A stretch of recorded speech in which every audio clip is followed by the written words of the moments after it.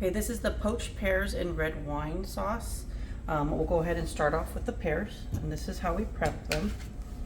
You want to do the parchment paper and then your peeler, and you want to make sure that it still looks like a pear after you're done peeling.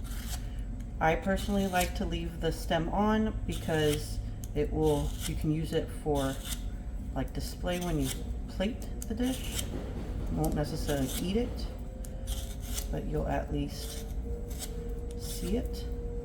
And then so once you peel it, okay, we can set that aside and cut it in half. And you just want to make sure you line your knife with the stem and with the back of it. So you can see the stem is cut in half and the back is cut in half. And then once it is cut, you want to use a melon baller and scoop out the center, and that will take out the seeds. And then you want to use your knife and just gently do little wedges and it'll come out.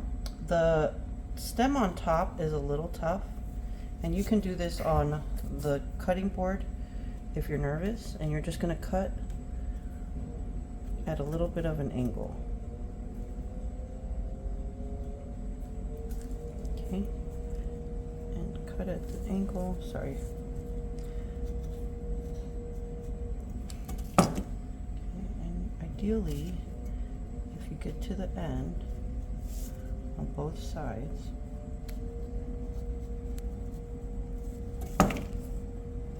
you can lift the stem up, and then it will all be edible other than the stem. So do it one more time for you guys. You'll take the melon baller, okay, and then you'll take a little wedge, okay, and then you want to wedge out the other side.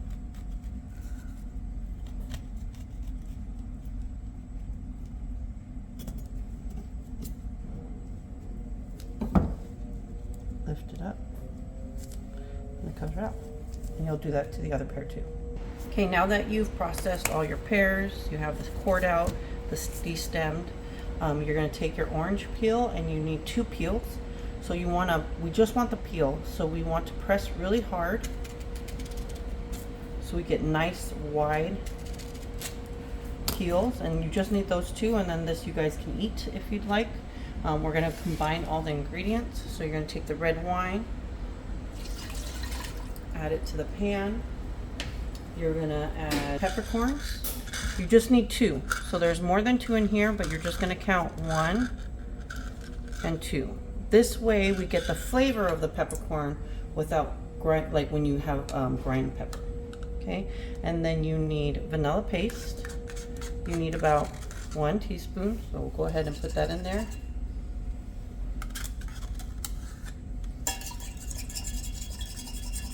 You're going to add sugar, and then you're going to add the orange peel and the basil. Okay, we're going to turn this onto a low heat to let the sugar melt. Okay, we're going to make it the cartouche for the pan, which is a lid right on top of the liquid. So we're going to go ahead and take a parchment paper, fold it in half, fold it into quarters, and then fold into 8ths, and then 16ths. So you have this cone shaped kind of style. Then you kind of want to measure, like eye it, of where the center will be on the pot. And we'll go ahead and cut the end. Okay, because that's about how it would fit. And then you also want to cut the center. So this is your waist. Okay, and then you'll open it back up, and then it should fit perfectly on top. So we'll go ahead, now that the liquid has come to a boil, we go ahead and add the pears, and you will have to flip the pears halfway through, but you're gonna only have this at a light simmer because we're poaching. So it shouldn't even have too many bubbles, it should just be hot. You can also take your spoon and glaze it a little bit. Okay, and then you'll take your cartouche and put it right on top.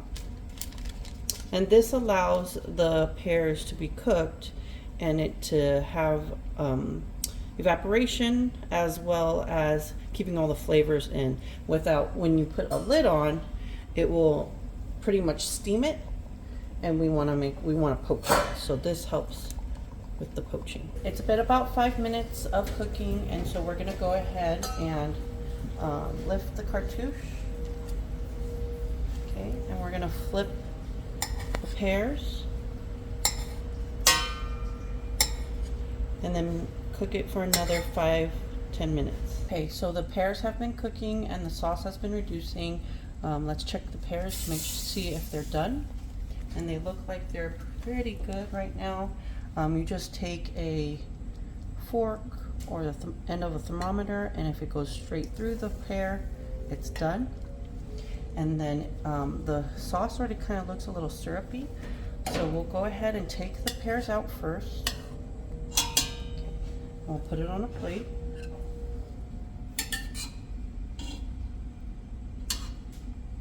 And the pears should be like this reddish color all around. If they're only half red, you forgot to flip it halfway through. So just keep in mind you might want to flip it, and you don't want your sauce to be any thicker than this before you pull out the pears. So then the sauce, if you take a spoonful of sauce and you pour it, if it's consistent, see how when you pour it like dribbles a little bit, it doesn't like have a smooth stream. You're going to turn it back on heat and reduce it lightly. And then we're going to check to see if it's at syrup consistency in about a minute. Okay, so then now it's been cooking for about 30 seconds on high. You're going to take the syrup and see how when you pour it's more consistent. And then another way to test if it's at syrup consistency is take a little bit and put some on a white plate and then pull it. And if it holds the line, then it's at sauce consistency. And you just have to wait for it to cool. Okay, so it's been about 5 minutes of letting it cool now. And so you can see the consistency of it is very smooth. And then also in the plate, it's also cooled down, so you can see how it is at syrup level. And so when you plate it, more than likely I'll be giving you vanilla ice cream to serve with it. So you'll take a pear, put it on a plate, and then go ahead and serve it with some of this sauce. And you can drizzle it on however you'd like. Try not to cook the sauce thicker than this, even when it's hot, because this is the cool down point. So when it's hot, it's thinner, the viscosity of it, because if you cook it too hard, it'll turn into candy and you will have a hard time washing the pot. So this is the end product.